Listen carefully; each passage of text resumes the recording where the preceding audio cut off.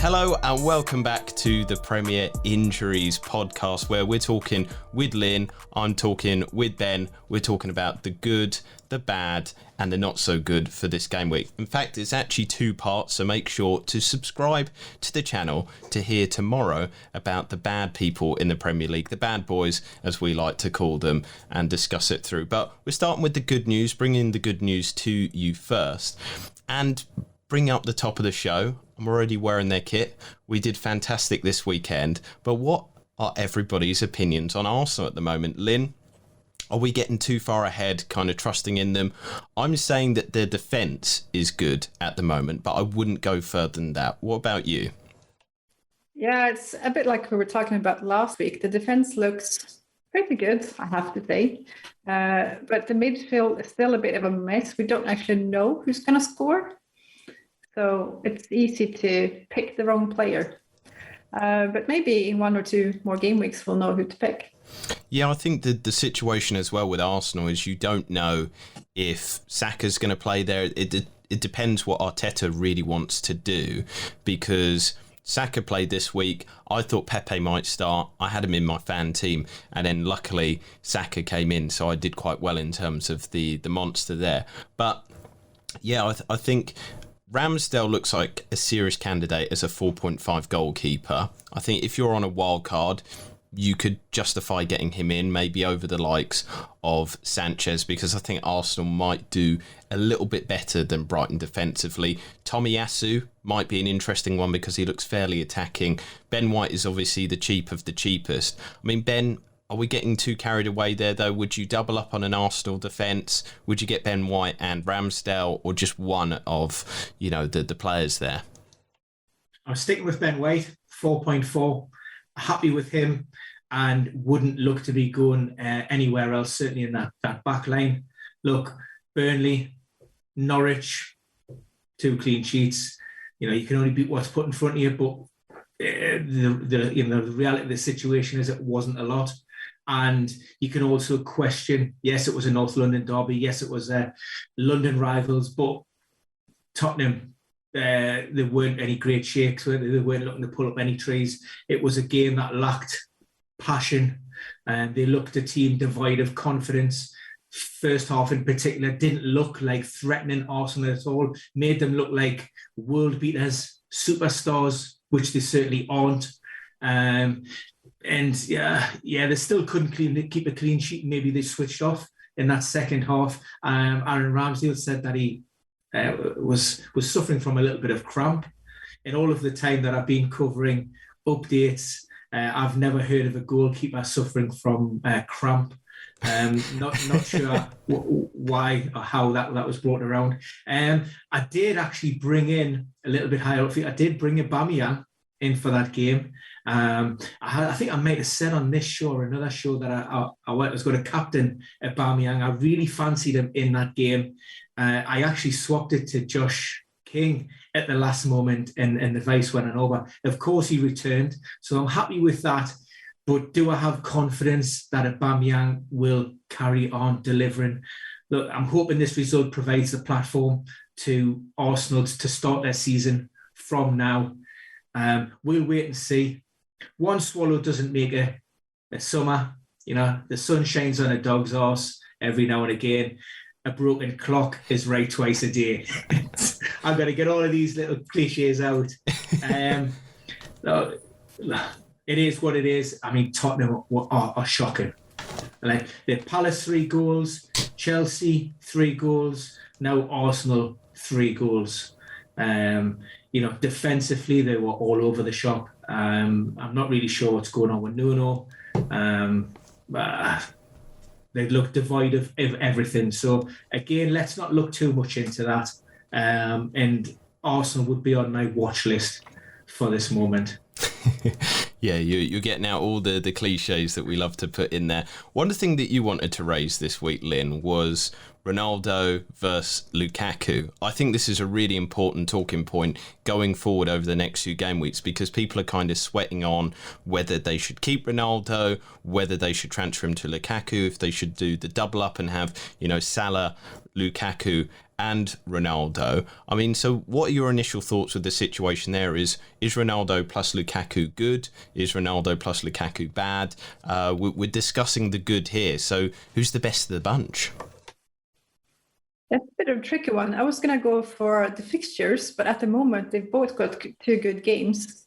So I'm just going to stick Everett on this week, mainly because I think he wants redemption. He wants to score some goals and get back into being a top goal scorer again after that shit game he had. But after this week, I'll probably go Lukaku, and I will stay with 2 premiums, not 3. Oh, so you don't mind missing out on Lukaku versus Southampton at home? No, I think Southampton's looked fairly solid. They've had some good games. They've got the good fighting spirits. They show some passion. So I don't think it's going to be an easy game for Chelsea.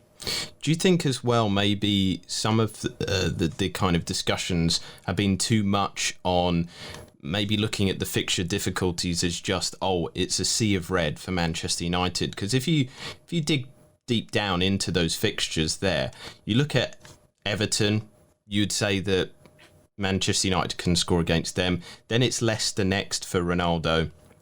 Absolutely dreadful this season. Obviously Liverpool, the best team or the second best team in the league along with Man City, but then Tottenham after that as well.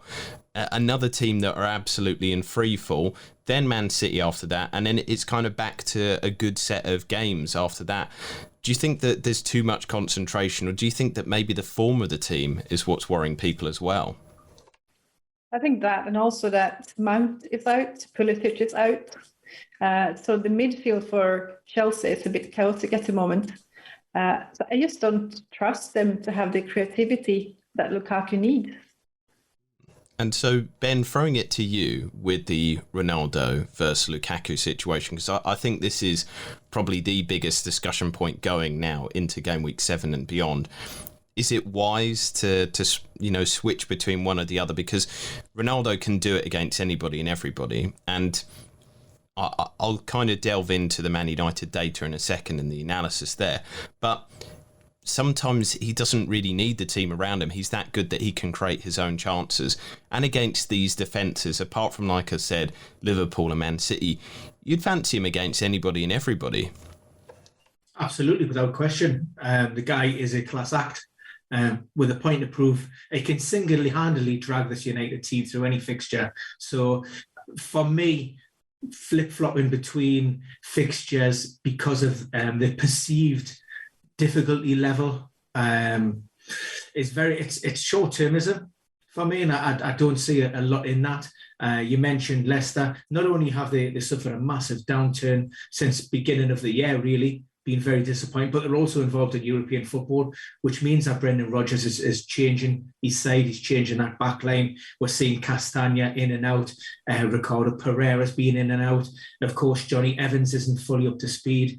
Tottenham, like I say, we've already touched upon that, have been absolutely diabolical, really, all season, although those 3 initial results papered over some cracks. Look, if you're going to ask me, Lukaku or Ronaldo, I'm just going to turn around and say both. Why not both? I think both players have the ability to single-handedly drag through. Maybe Lukaku doesn't get the plaudits as he should. Maybe he's almost like a Mo Salah in a way. He's maybe a little bit underappreciated. But, let's make no bones about it. He's went away. He performs wherever he goes, whichever club he scores goal, whatever level, whatever the competition. And again, he's a player that's come back and he's got a point to prove. There's doubters. He's got unfinished business. Look, Chelsea weren't great at the weekend, but they'll bounce back. They're still a quality. Let's not forget they were up against a Manchester City team, and regardless of who they put out, they're still, well-deserved Premier League champions, and Pep knows what he's doing. So, let's not underestimate the task that the enormity of the task that Chelsea had at the weekend there.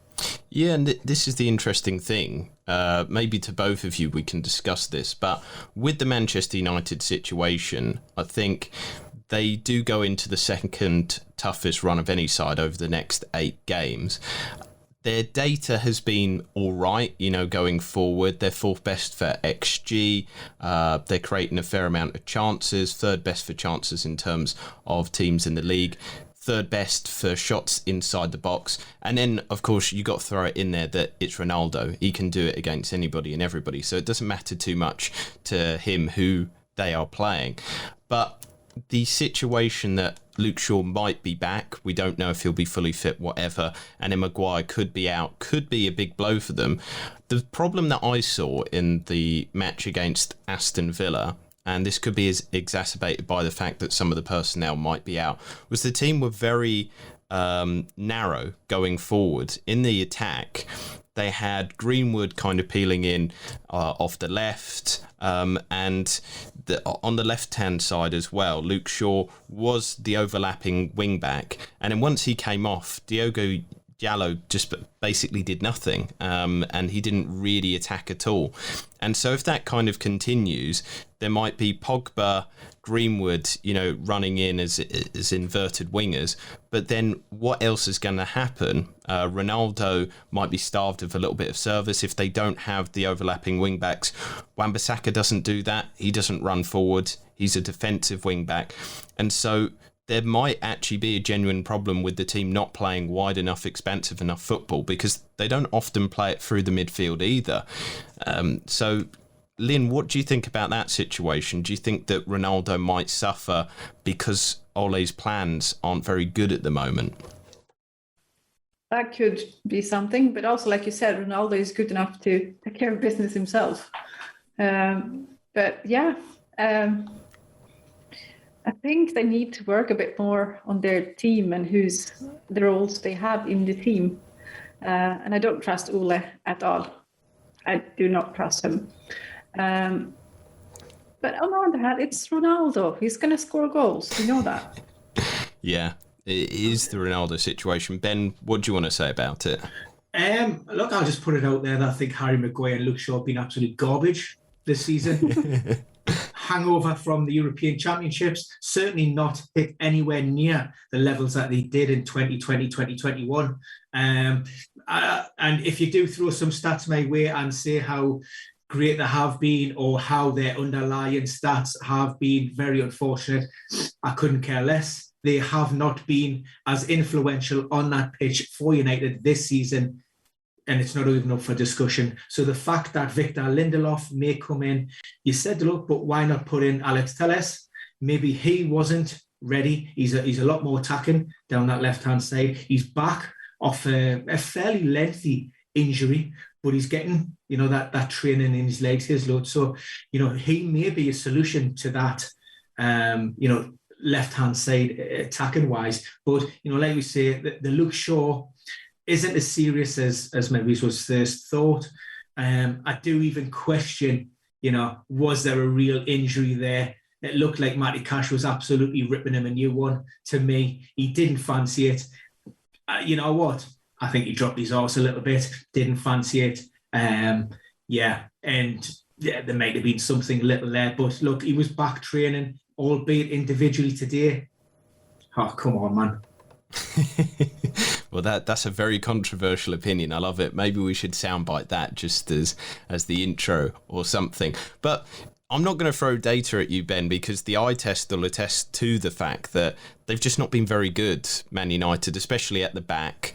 And Lynn, you yourself put out a great Twitter thread kind of explaining that you weren't entirely convinced that Luke Shaw has been brilliant this season as well. We'll get onto that in a second, but just quickly, Man United, in terms of the results, I kind of look back to the Newcastle game was a fairly competent performance, but that was Newcastle and they're not very good defensively. They were very, very lucky to get the points at West Ham, and I think that was kind of almost the indicator of all the problems there.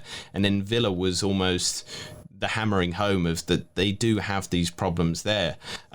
Maguire, Luke Shaw, Varane, Wan-Bissaka, I don't know what the problem is at the back there, because they've got the right personnel or good personnel, but they're just letting in lots of goals, and now the goals have dried up just a little bit over the last 2-3 games. So in terms of it, Lynn, what made you not convinced on Luke Shaw and especially going forward? I was mainly looking at the pass maps, and everyone was raving about his crosses. He's doing so many crosses now. He's going to have so many assists. He's going to link up Ronaldo. He's not.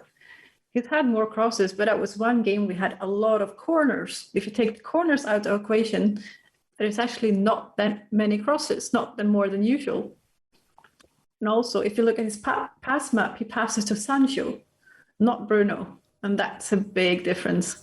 I actually think a lot of United's game forward stops at Sancho. I think it is one of their main issues, actually. Interesting. Big summer buy, but he's not doing the bits at the moment.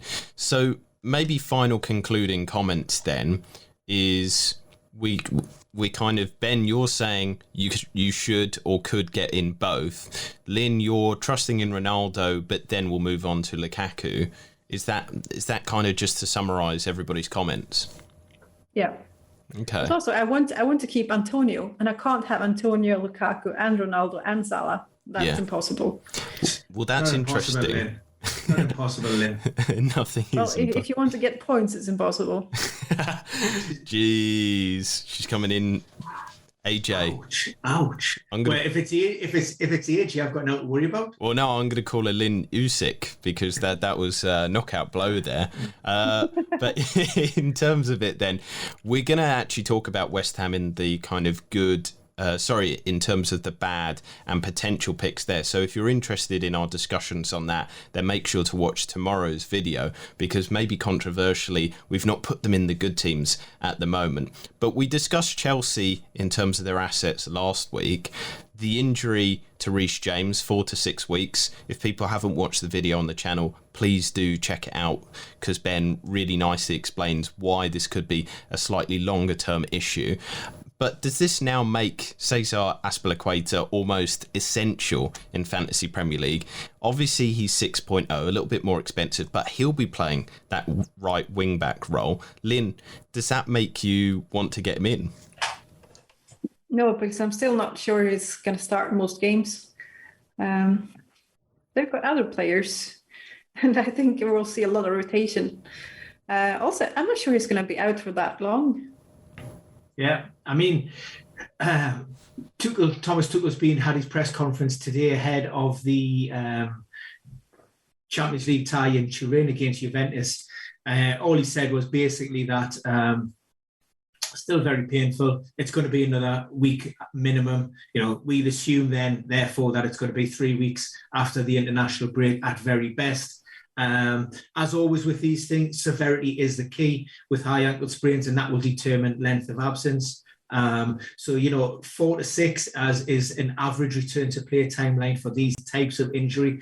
But if it is a mid ankle injury, then that will hasten that return to play. And reading between the lines and from what Tuchel said, game week 8 sounds realistic in terms of Reece James coming back. However, I'd add the caveat, and I think we put it in that initial video, Reece James isn't a guaranteed starter for me, and I don't think he's any great shakes and loss to that Chelsea backline. The only impact Reece James, for me, has on this Chelsea backline in the Premier League is the fact that Tuchel may not be able to rotate as he would like in and around Champions League football. I mean, the thing is, maybe Linn might be right, because we've seen Callum Hudson-Odoi deployed as a right wing back. We know that Tuchel, we've got the data for that, Ben. Last season, how many people on average did he rotate per game? I think we looked at it, we calculated during the run-in, didn't we? Yeah. It wasn't a point where he was averaging around about 5.6 changes per game during that final period, if I recall correctly. And if you remove the goalkeeper, that's almost half the team. It's not up to that level now, but he is somebody who likes to preserve the squad, keep it safe and happy, and also keep the opponents on their toes as well. And he might try something different as well in terms of the team, because they didn't win last week, and they also didn't look that good against Manchester City. There was that problem with Mount not in the side. I like Cesar Azpilicueta. I'm going to say it again. I think he's good for a 6.0. I think he will start most of the time because he is the club captain as well. I think him and Rudiger are much safer than many of the options there. But I do kind of see both of your reluctancy on it. Lynn, I'm going to pass to you on this one, though, to start us off. Diogo Jota. I think you're going to have an opportunity to wax lyrical here. I think he's absolutely brilliant. Going over the next few game weeks, again, I think a lot of people are too worried about the fixtures. They're kind of saying, oh, obviously Man City, maybe don't get him in for that one and maybe focus on other areas of the team. And also the fact that there's the international break coming up. So wait to see if he's fit. But then people are looking at the fact that Liverpool are playing Man United and West Ham, potentially Arsenal, as like some teams that are fairly difficult. They look at the red on the fixture difficulty rating, but I don't see it that way. And the way that Jota's playing at the moment, he's just looking so good. And for me, the big thing is he's underperformed his XG so far. So he's underperformed by 1.17 goals in the last 4 games. 3 big chances. He's only put 1 away. There's still so much more to come, isn't there? Oh, yeah, definitely. And I think one thing people are worried about is the rotation with Firmino. And yeah, there will be a rotation, but also Klopp showed that he can play all 4 of them in one game, like he did this week. So I think he's just too good for Klopp to bench. He will play. That's the main thing. And he will score goals. I think it's easier especially with the better teams like City, they will target Salah. They will try to pocket him. But that means Jota might actually have a better chance of scoring a goal. Yeah. And at his price, like, how can you say no? How can you not have him? Yeah. I mean, the looking at his heat map as well, he's playing through the centre. He's taking lots of shots. As I said, there are 3 big chances over the last 4 game weeks. Over the last 4 game weeks as well, 6th best for XG, 6th best for shots in the box. He's looking really good through the centre there. I don't think the Firmino risk is that much as well. Ben, do you like Jota? Is he somebody that's on the horizon? Because I think that not only is he good for the next few game weeks, but I think he might explode in some capacity of scoring a lot more goals. I really do like Jota. I think he's a great player, clinical, underperforming his date as it currently stands. Historically, you could look at that and think that's not going to last very long. Would I have Jota in my team? No. And I think there is a rotation risk, and if there's not a rotation risk, there's a limit on his minutes. If you look at his time this season, we've had 5 starts. 4 of those games he's come off early. Last season there were 12 starts, and I think 7 of those he came off early, and 7 of the 19 games that he was involved in came from the bench. So that for me is quite a high percentage. But for those that like the risk and are prepared to take that chance, he's at a great price point. And we know, like I say, he's very clinical. He doesn't often need too many chances, to bring an offensive return. But it's the old adage. I had the same issue with Sergio Aguero. As much as I liked him and I knew how clinical he was, and I knew the guy could score a hat-trick in 20 minutes, I just didn't like the players who would, at risk of coming off at 60 or 70 minutes. I wanted them there until the end. And I cannot move away from that mindset. And that's always been my concern with Jota. Do you not think, though, that in the 60, 70 minutes he's on the pitch, that he can do so much more than most people can do in 1 or even 2 matches put together?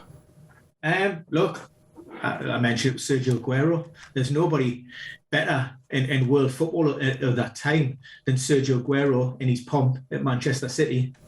We've seen hat-tricks. I think we've seen a full first-half goals maybe against Newcastle at one point. It's a mindset. It's about the game. This is just purely FPL and me wanting to see my players be involved for 90 minutes to keep me interested until the very end of the game. Because it's the hope. It's the hope that drives me. So look, I know what you're saying about Jota, but yeah, it's a no from me, but I suspect he should be a yes for a lot of other people. Yeah, I just think these fixtures as well going forward.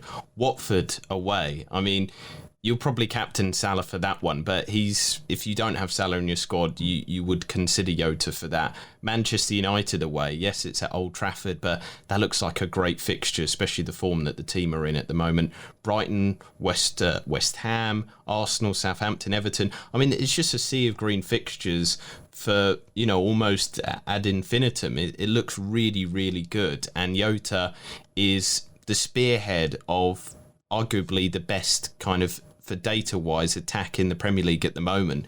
But will he be, though? Is he the spearhead? You're saying that. Bobby's back. Would you put money? Would you put good money on Jota starting on Sunday, now that he's started in the Champions League? Well, I think Lynn's better to answer this one as the incumbent Liverpool expert. Well, I thought Firmino would start in Champions League today. I did. So this is slightly worrying, but I'm keeping faith. I think he'll start. Oh, there you go. But there you go, you see. Putting doubt in our minds now for some reason. No, but even if he misses, he will get 20 minutes, I'm sure. And he can do a lot of damage in 20 minutes as a super sub. The thing is as well, the weekend result doesn't really matter too much because you wouldn't expect something from that Man City game anyway. My concern will he play against Watford, Man U? Let's be realistic. It will probably be another one of those 1-0 games. Maybe Liverpool will win, maybe Man City will win, but it's going to be a tight affair. There's not going to be a lot of goals between these two teams. So you're expecting one kind of attacking outlet, and so I'm not looking at that game. I'm looking more from game week 8 onwards as something there, and probably from game week 8 onwards you'd expect him to start or have minutes in the team. I would keep me powder dry then until post game week 7. See what happens during the international break. Yeah, too early. I'm going in too early. That's my problem. Look, it blew your load.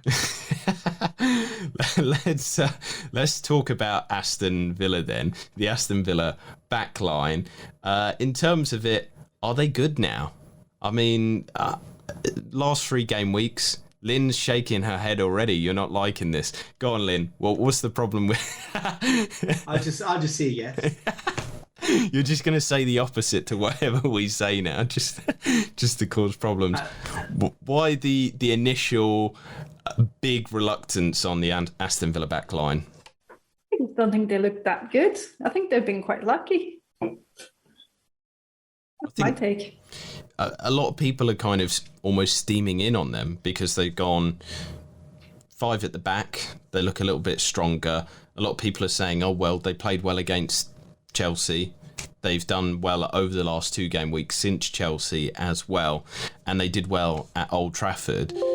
Maybe the attraction is as well that they're playing so defensively that they've almost lost the attraction in terms of attack. They're not really attacking at all, and I think that is a big problem. But you have to kind of almost give it to them. I've been very down on Aston Villa, but I do think that they do look a little bit better in terms of their defensive performances, and this was something that got them through at the start of last season, and this is maybe the Old Trafford performance this time around might be like their performance against Liverpool last year, where it might put them psychologically into a better place. I don't know if that comes into your thinking at all.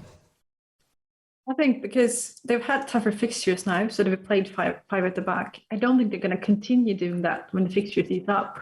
I don't see it. They're going to go more for attack again. Yeah, and the thing is, if they don't have 5 at the back, that does dint that a little bit. And the person that I was kind of bringing out was Courtney House as maybe a 4.4 asset.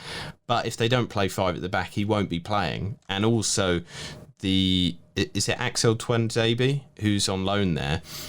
He probably is more likely to start as well. And I think a lot of people are getting almost carried away with it. The only thing that I think Aston Villa might be good for and may be interesting in terms of getting them in is their quality on set pieces. If you look at it, they've got the they sit top of the Premier League for expected assists for the season, third best XG from dead ball situations, and they've had the most chances created from throw-ins as well. They're almost trying to steal that mantle from Liverpool as the best set-piece team. So yeah, Ben, let's throw it to you. Going forward, Villa, they do have a good fixture run now as well. This is the other thing that people are taking into account, that maybe the fixtures are turned and they'll be quite good. Does that mean that we steam into some of these Villa defenders? If I was looking to go anywhere at Villa, it would probably be the fullbacks. I mean, you talk about a 5-3-2. 5-3-2 in defence, but in attack, you've seen Matty Cash playing almost as a winger. Matty Target, he's also settled into the season after a slow start. When you look at how this team's set up, I think this is exactly what Dean Smith wanted when he saw Jack Grealish. He wanted that flexibility within the squad, within his team, to adapt these formations and tailor them around different types of opposition. With Jack Grealish, they were predominantly stuck in that 4-2-3-1. With Jack, sitting in behind Ollie Watkins. Now you can go with easily in a 4-4-2, seamless, the 5-3-2, the 3-5-2. We've seen him go back with a 4-3-3 and even a 4-2-3-1 in that formation. So he's got the flexibility in there. Let's not forget Emi Buendia. He's been out of the starting lineup for the last couple of games, a player that everybody was raving about. All aboard the Buendia train, yada, yada, yada. He hasn't delivered, by the way. He's been terrible, but there's no doubt in his quality. And, eventually when he does settle and when he does start to play a little bit of football, then he will put some attacking returns. Ollie Watkins and Danny Ings haven't been great. Can you imagine those two, kicking into gear and delivering some performances? Then you start to see, well, actually, there's a lot of potential in this Villa team. I quite liked them in their last 3 games. I liked them against Chelsea. I thought they were good, although very unfortunate with the scoreline. And against Everton, I thought, Everton started strongly, but then they bossed it after that. Even though they lost John McGinn, maybe Leon Bailey had a big say in that from the bench as well, but they've lost him. But there are still plenty of attacking options that Dean Smith can throw in. So I think for Villa supporters, there's a lot to like about their team. So in terms of me, I'm still on the fence with them. Maybe I should have put them in the prospects to wait on. But I do think that the fixture turn does offer an opportunity there. Like you said, there are some good players in there. They've got Tottenham up next, which for me is a great fixture. And then you look at them kind of going forward. They've got Wolves after the international break, Arsenal, West Ham, Southampton, Brighton, Crystal Palace. They're all games that they could keep clean sheets in, that they could have a sneaky goal in as well. And if they can kind of gel together, they could be improved. We did see them as a good team last season, but I think they're very Jekyll and Hyde. Aston Villa can be really, really good. Obviously, without Grealish, they're almost a very, very different team this season. But were they good at the start of last season and then turned bad? Or were they bad, turned good for a little bit and then turned back to being bad again? That's the big question that I have. But in terms of today's video, that is the good assets done and dusted. Make sure to subscribe to the channel because we've got the bad and the prospects to wait on tomorrow. So we will be with you tomorrow. But for now, we're going to say ciao for now and good luck with your teams. Wait on more news from us so that you can be as up to date as possible and don't have any kind of hits from transferring people in too early in terms of possibly an injury or whatnot. But for now, goodbye.